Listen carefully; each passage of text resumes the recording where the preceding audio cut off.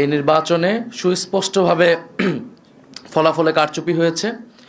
Vote সুষ্ঠু একটা পর্যায় পর্যন্ত সুষ্ঠুভাবে হয়েছিল, আমরা সেটাকে স্বাগত জানিয়েছিলাম।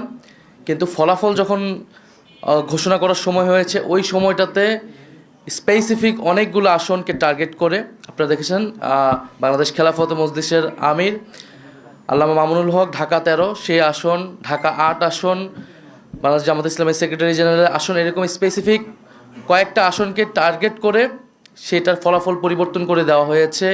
কেন্দ্রগুলোকে দখল করে, সেই কেন্দ্রে জোর করে, প্রশাসনকে ব্যবহার করে সেই ফলাফল পরিবর্তন করা হয়েছে। এখন যেই প্ল্যানের কথা আমরা শুনেছি, আমরা সেই প্ল্যানের একটা বাস্তবায়ন বা সেই প্ল্যানের একটা স্বরূপ কিন্তু এই নির্বাচনে আমরা দেখতে পাচ্ছি। এবং এই ধরনের ফলাফল কারচুপি করে যারা পুরনো আমলে আওয়ামী লীগ যেইভাবে নির্বাচন করেছে, সেই ধরনের প্রচেষ্টা আমরা যাদের ভিতর দেখতে পাচ্ছি, তারা কিভাবে রাষ্ট্র পরিচালনা করবে, কীরকম দেশ পরিচালনা করবে, সেটা নিয়ে জনগণের মধ্যে প্রশ্ন এসেছে। এবং নির্বাচনের পরদিনই যারা তাদের প্রতিদ্বন্দ্বীদের উপরে হামলা, সারা দেশে নির্বিচারে বাড়িঘরে হামলা, আগুন লাগানো, হুমকি এবং এলাকা ছাড়া করতেছে, তাদের কাছে এই দেশের জনগণ, এই দেশের মানুষ কিভাবে নিরাপদ থাকবে সেটা নিয়ে প্রশ্ন এসেছে। এবং সেটার জন্য আমরা 11 দল কিন্তু ঐক্যবদ্ধ হয়েছি। এবং ডক্টর শফিকুর রহমান বলেছেন স্পষ্টভাবে যে এটার জন্য রাজপথে নামার প্রয়োজন হলে আমরা সেটার প্রস্তুতি নিচ্ছি। কারণ এই দেশের মানুষকে, যারা 11 দলের পক্ষে নির্বাচনে কাজ করেছে, নেতাকর্মী সমর্থক, তাদেরকে হেফাজত করা, তাদেরকে রক্ষা করার দায়িত্ব আমাদের। আরেকটি কথা আমি বলতে চাই, আমরা জনগণকে অভিবাদন জানাই যে জনগণ এত প্রতিকূলতার মধ্যেও 11 দলের পক্ষে ভোট দিয়েছেন, 11 দলের পক্ষে বিজয়ী হয়েছেন। অনেকেই অনেক কারচুপি করে তাদের বিজয় আটকানো যায়নি। আপনারা দেখবেন যে গণভোটে কত পার্সেন্ট ভোট পড়েছে, 60% ভোট পড়েছে, 60+ ভোট পড়েছে।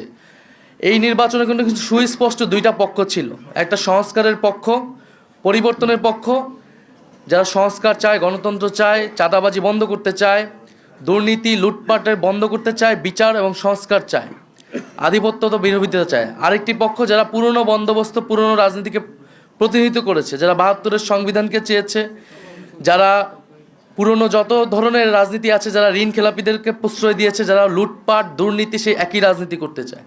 ফলে জনগণ ব্যাপকভাবে যেই 60%-এরও বেশি, 60+ সংস্কারের পক্ষে তারা ভোট দিয়েছে, সেই একই জনগণ কিন্তু 11 দলের পক্ষেও ভোট দিয়েছে।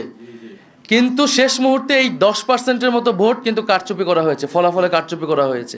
নাহলে এই পুরো ভোটটাই 11 দলের পক্ষেই আসতো। শেষ মুহূর্তে 11 দলের অনেক গুরুত্বপূর্ণ নেতাকে এবং প্রার্থীকে হারিয়ে দিয়ে ক্ষমতা নিয়ে নেওয়ার চেষ্টা করেছে। এবং আমরা নির্বাচন কমিশনে সেটা সুস্পষ্টভাবে এই অভিযোগ জানানো হবে, প্রার্থীরা জানাবেন যাদের, এবং নির্বাচন কমিশন সেখানে কি ভূমিকা পালন করতেছে, তাদের অবস্থান কি, এর উপর নির্ভর করবে আমাদের নির্বাচন নিয়ে চূড়ান্ত অবস্থান। ধন্যবাদ সবাইকে।